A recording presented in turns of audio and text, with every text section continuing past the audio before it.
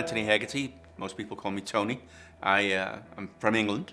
I moved over here a long time ago, 77, and been here ever since. Love it. I live now in Geneva, Illinois. Can you tell us a little bit about your career, what you've done? Sure.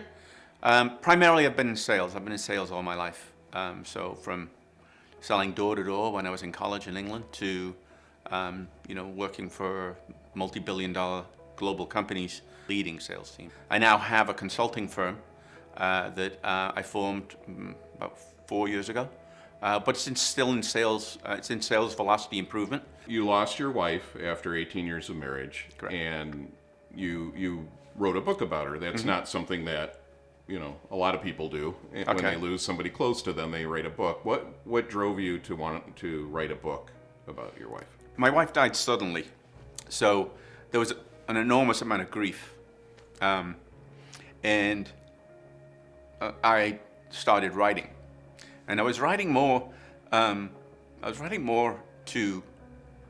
document the stories of my wife than anything else, and then I started to think about, well, maybe somebody else might like to read these stories, and it would help preserve Genevieve, or G.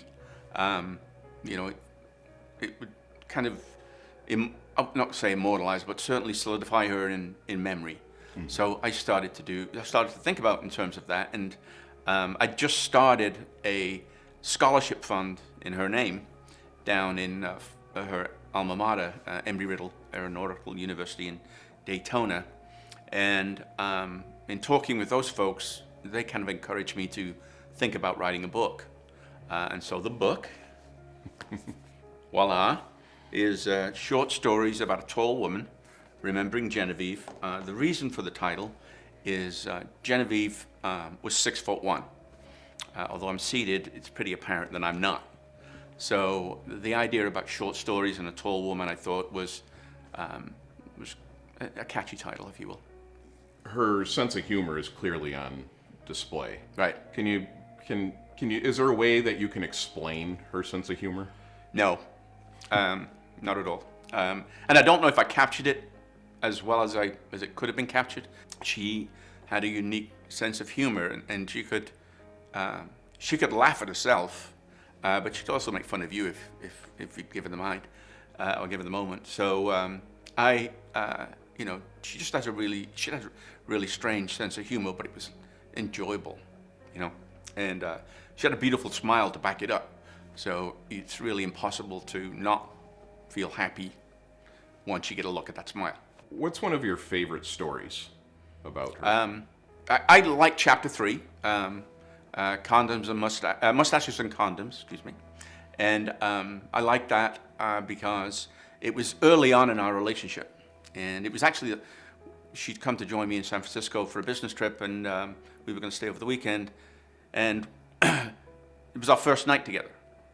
It was going to be our first night together. And she was unpacking, and as she unpacked, she moved her bag, a suit bag, about 2 dozen condoms fell onto the bed. And we both looked at, and we were both mortified. And all I could think to say was, you do know we're only going to be here till Sunday, right? And she found it funny, and she's laughed and beamed. We never spoke about the condoms again. And then also in that chapter is when I really got to know just how quirky she was. She always had there's one condition. It was always there's one condition. And the condition on that particular night, we were going out on the cable car and going to go get some appetizers and drinks in San Francisco at the wharf. And she said, as we were getting ready to jump on the cable car, she goes, but before you do, you have to put this on. And it was a fake mustache. And so the idea of this was just totally alien to me. She put hers on, and she put it on. And I'm like, and I just did. And we went on a cable car to the wharf, wearing fake mustaches and talking. And people were looking at us like we were crazy. We laughed the entire time. It was actually difficult to keep them on because I was laughing so much. She was just open, transparent, and honest. And I thought, I might have something here.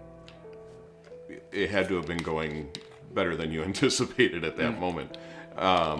Were you still kind of thinking, what's the catch? Am I being set up for a joke? Is there, did you have like those moments of doubt? And I used to, my friend Kevin used to make a joke about it, and Genevieve hated it, but he used to make a joke about it that she was actually trying to harvest my organs. How are you different today than you were the day before you met her? Yeah. She really taught me not to take myself so seriously, right? And also I'm a workaholic. So she taught me to put the work down and just to enjoy the moment. And don't work so hard that you don't get to enjoy the time that you have. So that has really affected me, And she taught me to laugh a lot more, and also to see things with my heart, not just my eyes. What was important to her, and how will the book help those things? She had a lot of things she was passionate about. First is cats, okay? Her friends, aviation, and then I'm in there somewhere, right?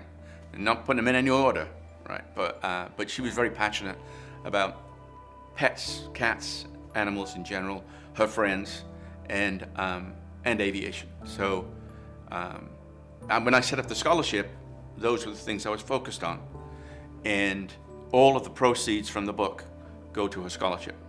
So helping women in aviation, excellence in aviation, and then protecting Animal Wellness Society, or PAWS, because her alma mater, Embry Riddle, has feral cats all the way around. There's like 40 of them.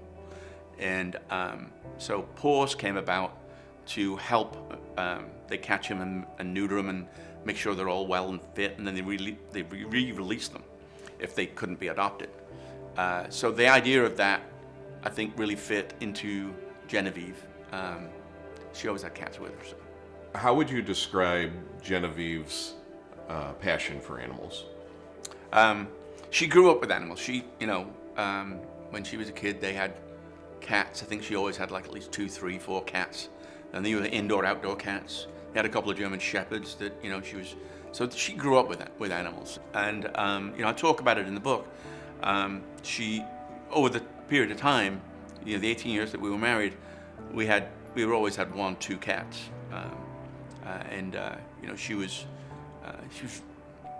It was really important for her to be around cats. They loved her, and just like they were part of the same species, to tell you the truth. With cats, it was a little different, right? Because it was more of a, I don't know what type of, how you describe it, but she was attuned to cats, and they were attuned to her. Now that the book's been out for a little while, what is the feedback you're hearing? What are people saying about the book?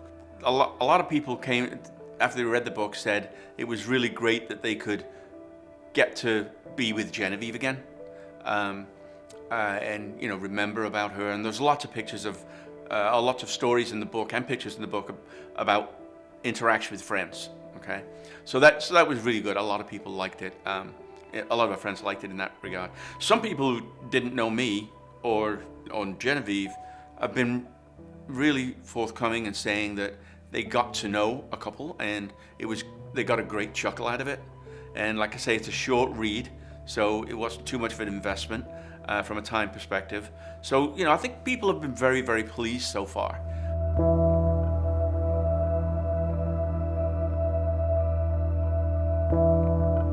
It'd be great if you buy the book.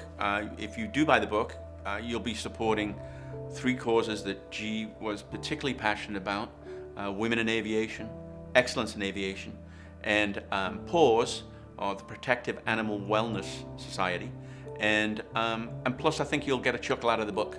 So I hope you do buy it, but I thank you for listening to the video, and thanks.